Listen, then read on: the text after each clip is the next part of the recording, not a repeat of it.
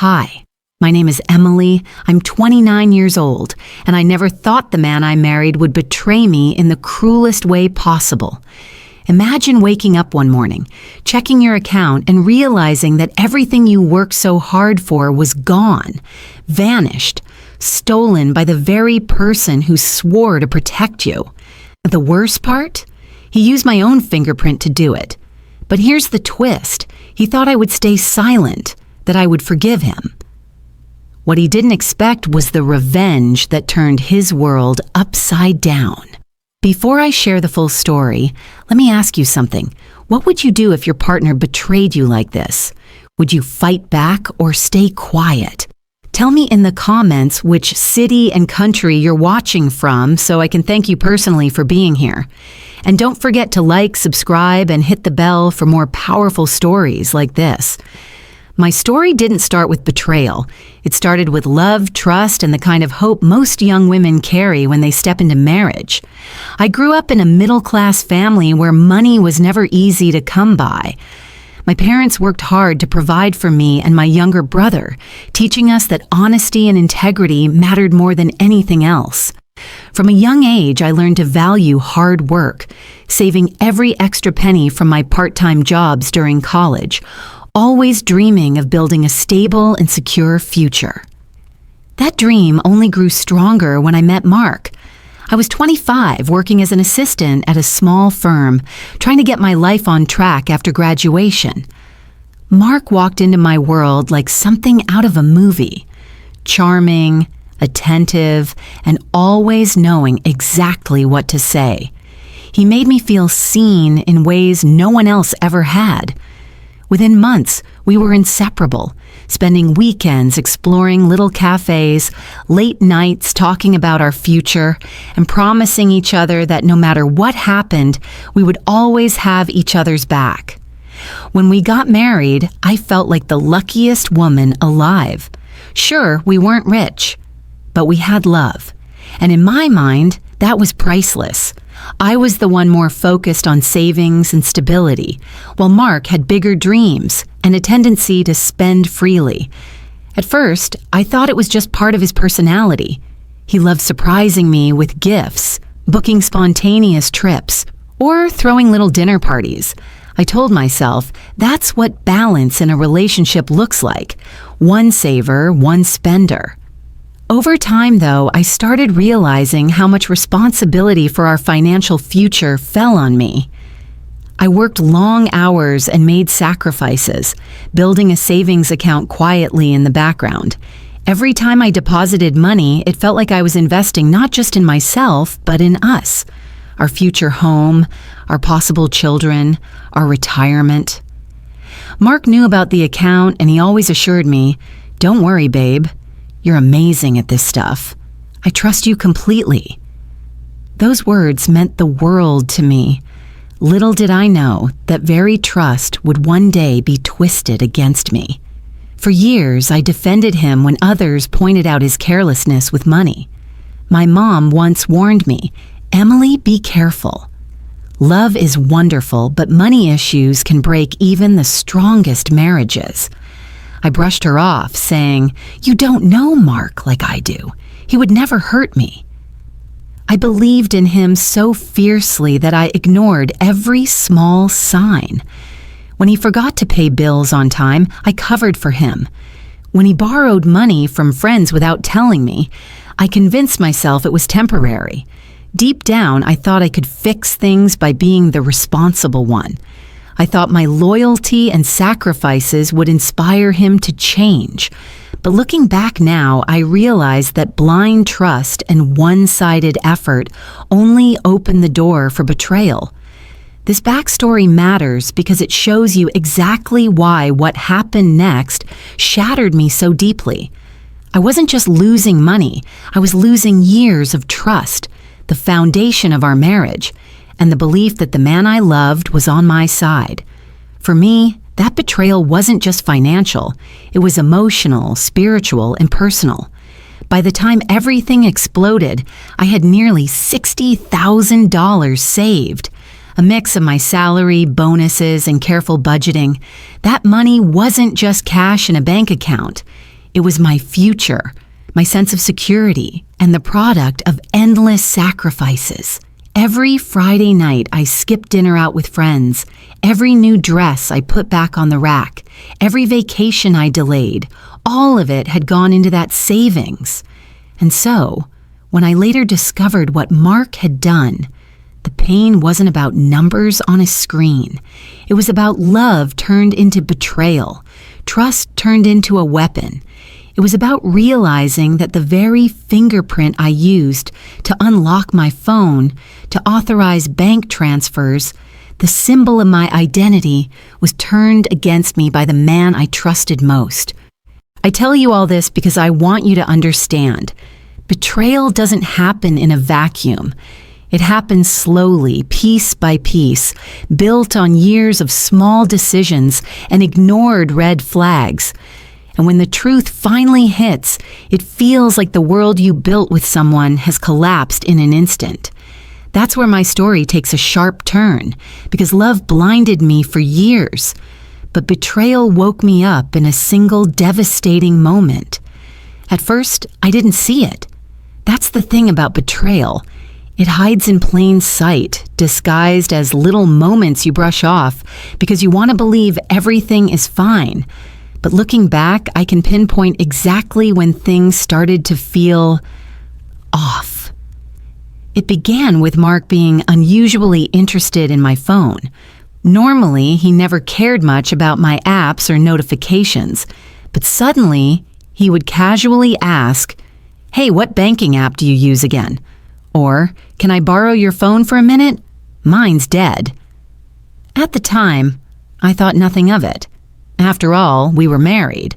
What's a little phone sharing between spouses? Then there were nights when I'd wake up around 2 or 3 a.m. and find him missing from bed. I'd walk into the living room, and there he'd be, scrolling on his phone, the glow of the screen lighting up his face. When I'd ask what he was doing, he'd shrug and say, "Just can't sleep, watching YouTube." It felt strange, but again, I didn't press too hard. I didn't want to be that wife who snoops. The bigger red flag came one afternoon when I was cooking dinner. I had left my phone on the counter, and when I came back, I saw Mark holding it, pressing his thumb against the fingerprint scanner. He looked startled when I walked in, quickly setting it down. "Oh, sorry," he laughed awkwardly. "I was just checking if you had any new messages from your mom." My gut clenched. Something about the way he said it felt rehearsed, but I forced a smile and let it slide. After all, what harm could it do? Not long after, I noticed small but strange transactions in my bank account. Nothing huge at first. A few $100s missing here, $250 gone there. I told myself it must have been a mistake or maybe even fraud. I called the bank, reported it, and they promised to look into it. But when the missing amounts kept reappearing, my stomach dropped. I started to wonder if someone had gotten into my account. That's when the paranoia began. I changed my banking password, added extra security, and even avoided logging in when Mark was around, something I felt guilty for but couldn't explain. The turning point came one Saturday when I received a text notification. Transfer of $2,000 completed successfully. My heart sank. I hadn't authorized anything. I rushed to my laptop, logged into the bank, and sure enough, the money was gone. My hands shook as I scrolled through the transaction history. The transfer had been approved using biometric authentication, my fingerprint. I sat there frozen, my mind racing. How? When? And then, like a puzzle clicking into place, the memories flooded back. Mark holding my phone, pressing my thumb against the scanner while pretending to check messages. Him staying up late at night with his phone. The strange interest in my banking app. The truth was undeniable. Mark had been testing ways to use my fingerprint behind my back. From that moment, suspicion turned into certainty. I started watching him more closely. I noticed how he avoided conversations about money, how defensive he became whenever I brought up savings, and how he seemed almost smug when I looked worried. My heart was breaking, but my mind was waking up. I realized I had been giving him the benefit of the doubt for far too long. Love had made me blind, but now suspicion was forcing me to see. I began quietly documenting everything. Screenshots of transactions, notes of strange behavior, even the times he tried to touch my phone when he thought I wasn't looking. It felt like living with a stranger who was supposed to be my husband. But here's the thing about suspicion. It eats away at you. Every smile starts to feel fake, every kiss a lie. I found myself lying awake at night staring at the ceiling, wondering how long he had been planning this. Had our whole marriage been a scam? Or had he simply changed, letting greed swallow him whole? I didn't have the full answers yet. All I had was a sickening pit in my stomach and a trail of clues that pointed in one terrifying direction. The man I loved was stealing from me, piece by piece, using my own fingerprint as his weapon. And that's when I knew I couldn't stay silent anymore. Something had to be done. The day everything came crashing down started out like any other.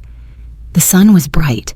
Mark kissed me on the forehead before heading out, and I was sipping my coffee while scrolling through emails. On the surface, everything looked normal, but deep down I carried the weight of my growing suspicion. Later that afternoon, I got another notification from my bank. Withdrawal of $5,000 completed successfully. My blood ran cold. I hadn't authorized anything. With trembling hands, I logged in and stared at the screen in disbelief. The transfer had been approved, again, using biometric verification. That was it. This wasn't some random fraud. This was personal, and now I had proof. I called the bank immediately, my voice shaking as I explained that these weren't my transactions. The representative said something that hit me like a punch. "Ma'am, the authentication logs show the fingerprint matched perfectly, so it had to be you." I almost laughed at the bitter irony. No, it wasn't me. It was Mark, my own husband, using my fingerprint while I slept, while I trusted him, while I believed we were a team. That evening, I decided to test him. I casually mentioned that I was thinking of making a big purchase, something expensive, maybe a new car. His eyes lit up in a way that unsettled me. He leaned in, trying to sound supportive, but I could hear the strain in his voice. "Oh? Do we even have that much saved up?" "We." The word stung. I knew exactly how much we had saved up. I knew because I was the one watching it drain away day after day. That night, I pretended to fall asleep earlier than usual. I left my phone charging by the nightstand, deliberately within his reach. My heart pounded in my chest as I waited, my breathing steady, eyes closed. It didn't take long. Around midnight, I felt the faintest movement. The bed shifted slightly as Mark got up. I heard the creak of the floorboard, the soft sound of him picking up my phone, and then the unmistakable sensation of my hand being lifted. He held my thumb, pressing it against the phone's fingerprint scanner. The device unlocked instantly. I wanted to scream, to snatch my hand away, to confront him right there. But I forced myself to stay still, to keep pretending. I needed undeniable proof. Through the faint glow of the screen, I could see him hunched over, transferring money, moving digits that represented years of my hard work. He didn't hesitate. He didn't flinch. It was so mechanical, so rehearsed, as if he had done this a dozen times before. That was the moment my heart shattered. It wasn't just about the money anymore. It was about betrayal, deceit, and the realization that the man beside me in bed every night was robbing me blind. The next morning, I confronted him. My voice was calm, though my insides were burning. "Mark, is there something you want to tell me about our finances?" He looked up from his cereal with the most convincing look of confusion. "What do you mean?" I said, sliding my phone across the table with the bank transactions pulled up, "that thousands of dollars are missing, all verified with my fingerprint." For a second, his face went pale. But then, like a switch flipping, he leaned back in his chair and smirked. "Well, what's yours is mine, right? We're married. Does it really matter whose account it comes from?" The audacity left me speechless. He didn't deny it. He didn't even try to lie. Instead, he justified it, like it was his right to steal from me because we shared a last name. Something in me snapped at that moment.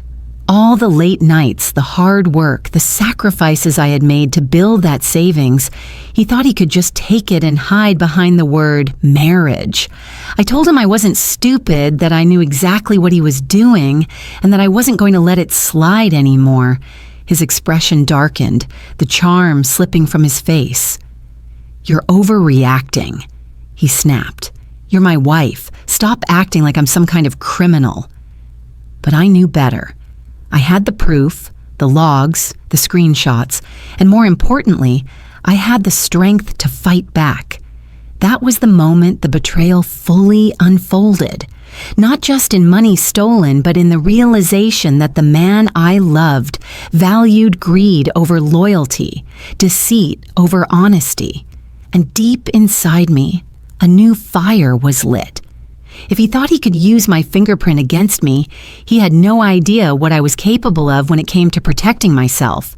The betrayal was real, but so was my resolve, and I was ready to turn the tables.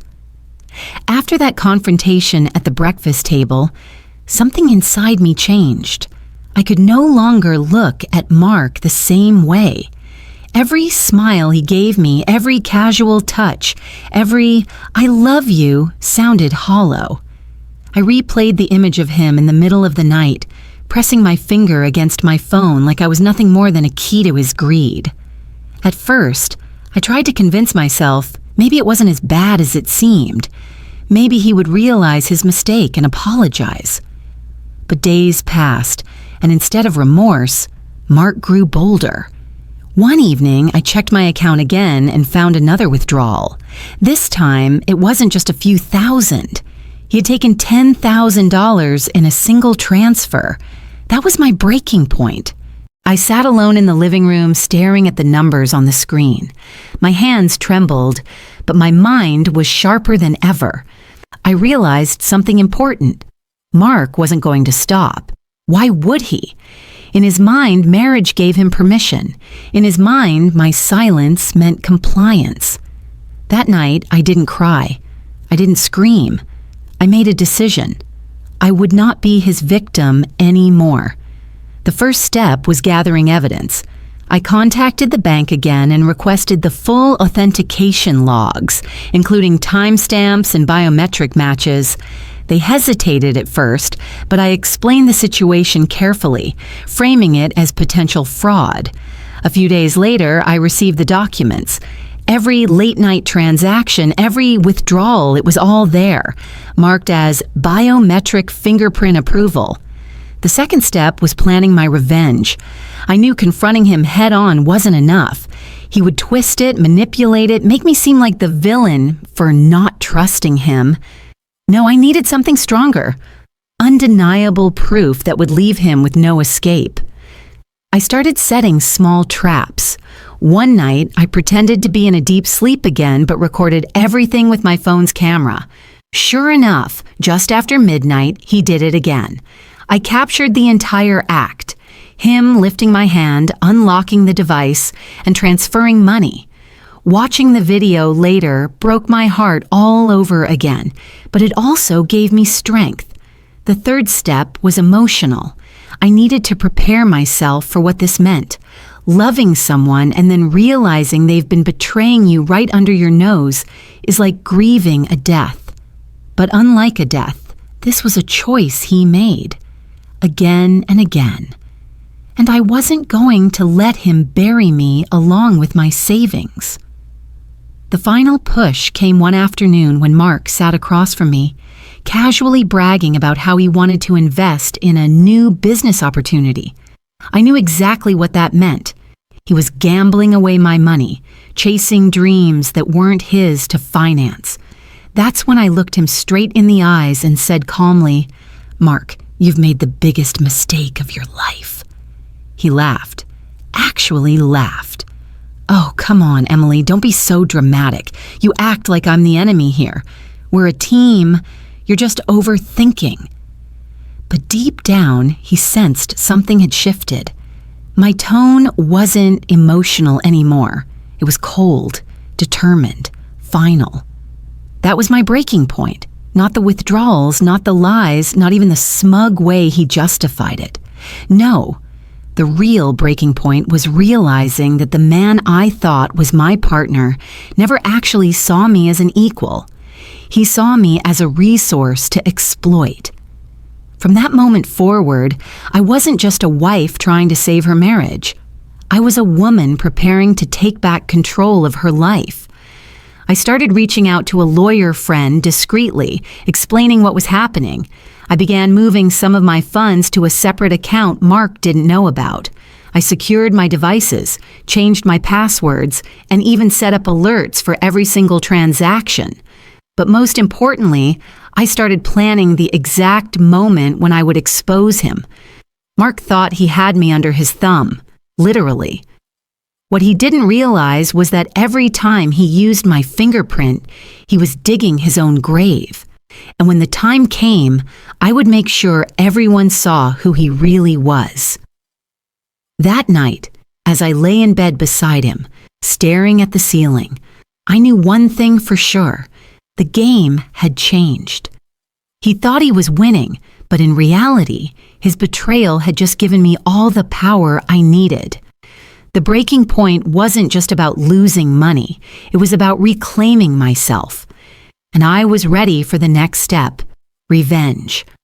Once I crossed the breaking point, I knew I couldn't just confront Mark with anger. That would only give him the chance to manipulate me again, to twist my emotions until I doubted myself. No, I needed a strategy. My revenge had to be clean, calculated, and undeniable. The first part of my plan was simple: protect myself. I opened a brand new bank account that Mark knew nothing about. Every paycheck, every bit of savings I could salvage, I redirected into that account. I told the bank explicitly, no shared access, no joint privileges, only me. That way, whatever Mark tried next, he wouldn't have access to everything I had left. The second part of the plan was evidence. I had already captured him on video using my fingerprint to unlock my phone and transfer money, but I needed more. I started keeping a log, a detailed timeline of every withdrawal, every strange conversation, every moment he slipped up. It was exhausting, but it made me stronger. For once, I wasn't reacting. I was building a case. The third part of the plan involved patience. As tempting as it was to scream at him, to tell him I knew everything, I kept playing my role. I smiled at him, cooked dinner, asked about his day, let him believe I was still clueless. The more secure he felt, the sloppier he became, and sloppy he was. One night, Mark bragged about his big investment. He said he'd found a guy who could double his money in a month. I sat there nodding, pretending to be impressed, while inside I was seething. He wasn't talking about his money, he was talking about mine. That's when the fourth part of my plan clicked into place: exposure. I contacted my lawyer friend again and explained everything, showing her the video, the bank records, the logs. She was shocked. "Emily, this isn't just betrayal, it's fraud. And if you want, we can press charges. You could take him down legally." But I wanted more than legal action. I wanted him to feel what I felt: betrayed, humiliated, stripped of security. I didn't just want justice, I wanted revenge. So, I decided to let him trap himself. I waited until Mark brought up his business deal again. This time I encouraged him. "You're right, honey. I said sweetly. "Maybe this is the opportunity we've been waiting for. You should go all in." His eyes lit up, greedy and excited. He had no idea that every dollar he took now was another nail in his coffin. While he planned his so-called investment, I quietly filed a fraud report with the bank, attaching all the proof. I made sure they knew this wasn't a simple misunderstanding. It was deliberate theft. Then I sat back and let him walk right into the trap. Within a week, Mark drained nearly everything from our joint account. I pretended not to notice, pretended to believe his lies about business expenses and temporary transfers. But behind the scenes, my lawyer and the bank were building a case against him. Finally, the moment came. One morning, I got a call from the bank. "Mrs. Taylor, we've confirmed unauthorized use of your biometric data. We'll be freezing the account immediately and legal proceedings will follow." I smiled for the first time in weeks. That evening, I set the stage. I cooked his favorite meal, lit candles, and acted like everything was perfectly normal. He sat down, grinning smugly, as if he had the world in his hands. And then, just as he raised his glass, I slid my phone across the table. On the screen was the video, him stealing from me in the dead of night. His face went pale. "Emily, I can explain." I cut him off. "Don't bother, the bank has the evidence. The lawyer has the records. You thought you could take everything from me, Mark. But the truth? You've already lost." He stammered, begged, even tried to play the victim. But for once, I didn't break. I didn't cry. I didn't let his words sink into me. I just stood up, calm and steady, and said, "Pack your things. You're done here." That was the revenge I needed. Not just exposing him, but watching the realization sink in that he had destroyed himself. He thought he was in control, but every step of the way he was dancing to my plan. And as he walked out that door, carrying nothing but a suitcase, I felt lighter than I had in years. My money, my dignity, my power. I had taken it all back. The days after Mark left were surreal. The apartment felt both empty and alive with possibility. For the first time in years, I didn't have to second-guess my every move. The stolen money was back in my account, safe. And the bank confirmed the fraud case was moving forward. But the real victory wasn't just financial, it was personal.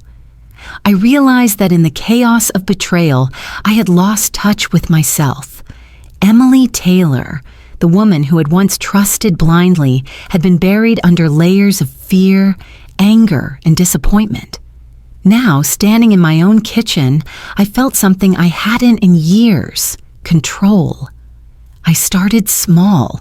I went to the gym, not because I needed to impress anyone, but because I wanted to feel strong again. I took long walks in the park near my apartment, breathing in the fresh air and letting the sunlight hit my face. The world was bright, and I was part of it, not just a pawn in someone else's game. Then came the creative spark I thought I had lost forever. I had always loved painting, sketching, writing, forms of expression I'd abandoned during years of stress, fear, and Mark's manipulations. One morning, I cleared off the old desk in the living room, pulled out my sketchbooks, and started to draw. At first, my hand shook, unsure, but soon shapes began to form. Anger became bold, fiery strokes. Sadness became muted, soft shading. Hope became bright colors spilling across the page. I painted Mark not as a villain, but as a catalyst, a teacher of harsh lessons I wouldn't wish on anyone, yet lessons that shaped my resilience. Each canvas reminded me, power isn't taken, it's reclaimed. I also began reconnecting with friends I'd neglected. Calls that had been ignored for years, lunches postponed endlessly, messages left unread. They all came back. My world had shrunk during my marriage, dominated by fear and secrecy, but now it expanded again. I laughed freely, told stories without hesitation, and celebrated my freedom. At work, I finally started voicing my opinions. Emily Taylor, the silent, cautious employee, had transformed into Emily Taylor, the woman who knew her worth. Colleagues began to notice the change, not the timid compliance they were used to, but confidence and clarity. Opportunities started to come my way, and for the first time, I pursued them unapologetically. The fraud case against Mark moved swiftly. Seeing him in court, cornered and exposed, gave me a strange mixture of satisfaction and relief. I didn't gloat. I didn't need to. Justice wasn't about revenge anymore. It was about accountability. And as he listened to the judge outline the consequences of his actions, I felt free from the weight I had carried for so long. But the most profound change happened internally. I realized that my life, my happiness, didn't depend on someone else's approval or actions. For years, I had measured my worth by Mark's lies and manipulation, by the theft of trust and money. Now, I measured it by my courage, my resilience, and my ability to reclaim my life. I took a solo trip to a small coastal town I had always wanted to visit. Walking along the shoreline, feeling the sand beneath my feet and the wind on my face, I let myself dream again. Dreams that didn't involve anyone else controlling them. Dreams that were mine, bold, unshakable, and free. By the end of the trip, I had made a promise to myself. Never again would I let someone take what was mine, whether it was money, dignity, or peace of mind. I also decided to help others. I shared my story with a few trusted friends and online platforms, not for sympathy, but as a reminder. Betrayal is painful, but recovery is possible. Strength is born from resilience, and courage grows from the willingness to stand back up. Months later, my life looked unrecognizable compared to the days with Mark. I had a new savings plan, a renewed career focus, and a social circle that reminded me of laughter and joy. The fear that once dominated me had been replaced by vigilance and wisdom. Emily Taylor had been reborn. Not as a victim, but as a woman who had faced deception, exposed it, and grown stronger because of it. And while Mark remained a chapter in my life, he no longer defined the story. I did. For anyone reading this, I want to leave you with this. Revenge can be satisfying, but the real victory comes from reclaiming yourself. The money, the justice, the exposure, they're fleeting. What lasts is your courage, your growth, and the strength to face the world on your terms. Standing at the balcony of my apartment one evening, watching the city lights twinkle, I whispered to myself, I am whole, I am free, and I am ready for everything life has to offer. Months had passed since the chaos with Mark, and life had begun to settle into a rhythm I had never thought possible. The apartment, once a silent witness to betrayal and theft, now buzzed with energy and creativity. My mornings started with a cup of coffee and journaling, thoughts, dreams, reflections, followed by painting sessions where colors danced across the canvas in ways my heart dictated. The world outside hadn't changed. People still faced lies, theft, and betrayal, but I had changed. I moved through life with a clarity that only comes from surviving and reclaiming what's yours. Emily Taylor had become more than a survivor. I was a strategist of my own happiness, a guardian of my peace. The fraud case was fully resolved. Mark faced consequences for his actions, financial restitution, legal accountability, and the knowledge that his manipulations no longer held any power over me. Watching him leave the courthouse, no longer a threat, was oddly freeing. Not because I relished his punishment, but because it symbolized closure. I could finally move forward without looking over my shoulder. Work had transformed into a playground of possibilities. My confidence had become palpable, my ideas sharp, my voice respected.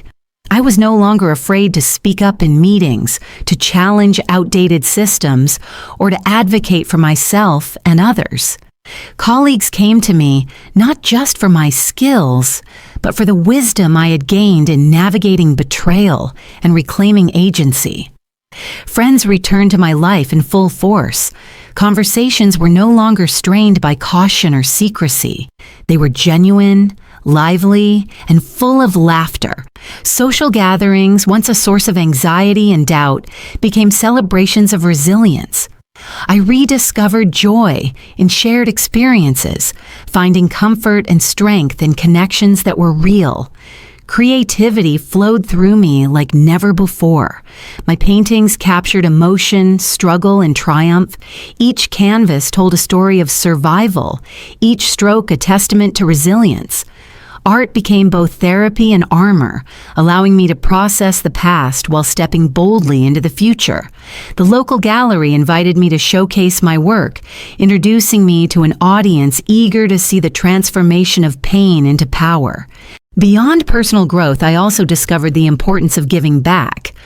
I spoke at community events about financial awareness, fraud prevention, and personal empowerment. My story resonated with others, offering a roadmap for reclaiming life after betrayal. The emails and messages of gratitude poured in, each one a reminder that my experiences, once painful, could now inspire strength and courage in others. Romance entered my life again, cautiously, yet beautifully. I approached relationships with a newfound understanding. Trust is earned, honesty is non-negotiable, and self-respect is the foundation. I never rushed. I never compromised the peace I had fought so hard to reclaim. Love, when it arrived, felt different, not intoxicating in a fleeting sense, but steady, nurturing, and respectful. The final victory, however, was internal. I no longer defined myself by what had been stolen or lost. The fingerprint theft, the betrayal, the financial manipulations, they were chapters, not the book. I defined myself through resilience, courage, and the relentless pursuit of my own happiness. I had reclaimed my story, my identity, and my life. Looking back, I realized the revenge was never about Mark. It was about me. Taking back the stolen money, exposing the deceit, asserting boundaries, these acts symbolized a larger victory. I had refused to be diminished by another's wrongdoing. I had claimed power not through anger, but through clarity, courage, and action. Standing on my balcony one evening, watching the sun dip below the horizon, I felt a profound sense of peace. The city lights shimmered like stars, and the world seemed full of endless possibilities. I whispered a quiet promise to myself: no one will ever control my life, my happiness, or my worth again. I was the author of my own story, and this time I held the pen firmly in my hands. To those listening, reading, or watching this journey, I leave you with this. Life can betray, people can deceive, and circumstances may try to steal your light. But your power, your resilience, and your voice can never be taken unless you allow it. Stand tall, reclaim your life, and paint your story in colors only you can imagine. Because at the end of the day, revenge is temporary, but self-reclamation is eternal. And I, Emily Taylor, am living proof that no act of betrayal can dim the fire of a determined soul. Thank you for following my journey from betrayal to reclaiming my life. If my story inspired you or gave you strength to face your own challenges, hit that subscribe button and share your thoughts in the comments. I'd love to hear your story. Where are you watching from, and how are you reclaiming your power? Let's support each other in rising stronger.